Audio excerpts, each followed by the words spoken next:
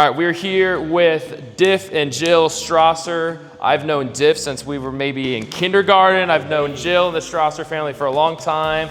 About a year ago now, they came into our office to discuss business ownership.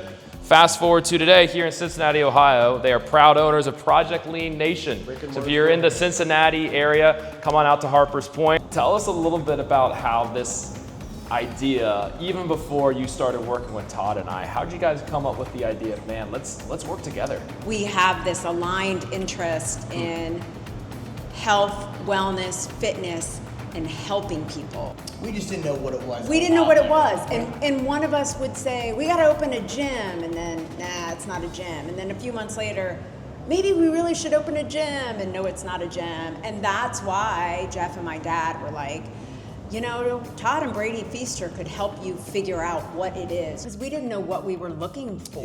Yeah. So through, you know, all of the like surveys and questionnaires and all that detailed stuff that you had us do, that was the only way we were gonna find Project Lean Nation. And Project Lean Nation was gonna find us, if I can be honest. Yeah. You both had in your values and motivations something that we call being a societal. And societals put a really high need on making the world a better place. The overall mission is making the world better. The vehicle is business ownership. Mm-hmm. So that gave us a huge jump start to match you with the business like Project Lean Nation, because that's what societals are all about. I remember talking with you both about this and just seeing your eyes light up of, yes, this is what we want to do. And I remember walking out of that meeting, we showed you a couple of other brands, but Todd and I looked at each other and said, I think Project Lean Nation might be the one.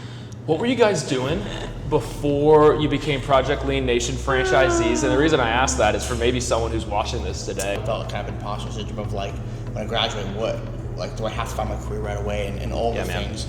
And I had found myself always being in jobs where I was, you know, in that hospitality range and also in that health and fitness field. What I realized is over time, my experience began to outweigh that fear that I had of my imposter syndrome, because I'm like, I've been doing this for years. I've been managing people for years. I know how to work with people. I love to pour into people. That's why coming in here isn't work when I do consultations or when I chat with members. It's because this is what I love to do. Just knowing and having faith that the other pieces would apply when it comes to like running a business.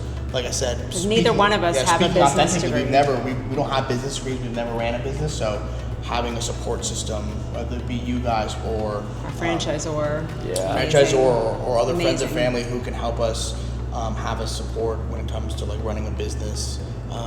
We knew that we could run the operations, but we did need that support. How cool is it, Jill, to hear your son in your business that you and him open together talk about his giftings coming to life? I get to see Diff in a different light because I'm in a business relationship with him. Yes. I'm sitting in business meetings. I'm watching him interact with clients. I'm seeing him in the background talking about our employees, how we're gonna inspire them, celebrate them. And that's very different than I get to see with any of my other kids. Awesome. And we definitely have times where we don't agree, but I think we have a good balance of being like, one or the other of us are kind of like, I'm gonna let you win this one. Like, it's not that deep, I'm gonna let you win this one. And I think that at the end of the day, every day we trust each other. But as a mom, I have a different obligation and pressure for this business to do well, because it's not just my business, it's my son's business. And that's a different relationship than it's my business partner's business too. The accountability that I have to him, not because he puts that on me, but because as his mother, I put that on myself. That's something I didn't anticipate. So, Diff, you had said that you enjoyed creating a healthy community within my businesses that influences others outside of it. You like to help people feel a sense of belonging, speaking to connecting to hundreds of your members that you used to work with.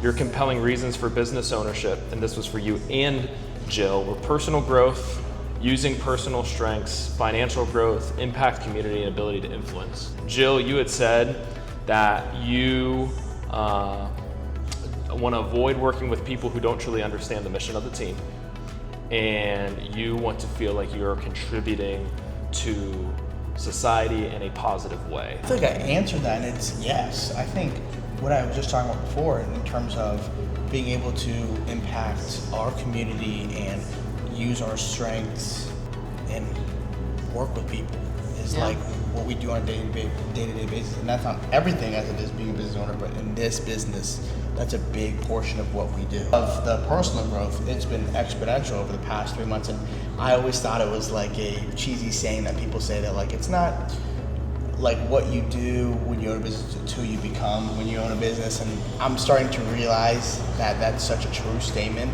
of like what's so valuable, what I'm taking away here is not, you know, what I'm doing or the money I'm making, it's who I'm becoming and what and how I'm growing and learning what I like and don't like about running a business, all the things. And like, it's something that like you could only learn it if you did this. I think spending 30 years as a stay-at-home mom and then ultimately being forced into retirement from that job, right? I subconsciously was looking for a way that I could still impact people, leave them feeling better than they felt before they met me or interacted with me. And I thought what I did mattered. So I was really hyper-focused on what is it we're gonna do. And now I realize that I can use my skill to connect with people and support people. What I did for the past 30 years doesn't define what I'm doing here. Would I do it all over again? Yeah, I mean that's. Oh. Would you do it all over again? I would. If I did it again, I would only do it with Project Lean Nation. Yeah. Jill and Diff are going to give us a tour of their facility. We'll start on this side right here. This is gonna be our retail option. We got some grab and goes. We have our lean sheets right here. Something for our members to have when they want a little bit of like a sweet treat, but still wanna have within their macronutrient levels.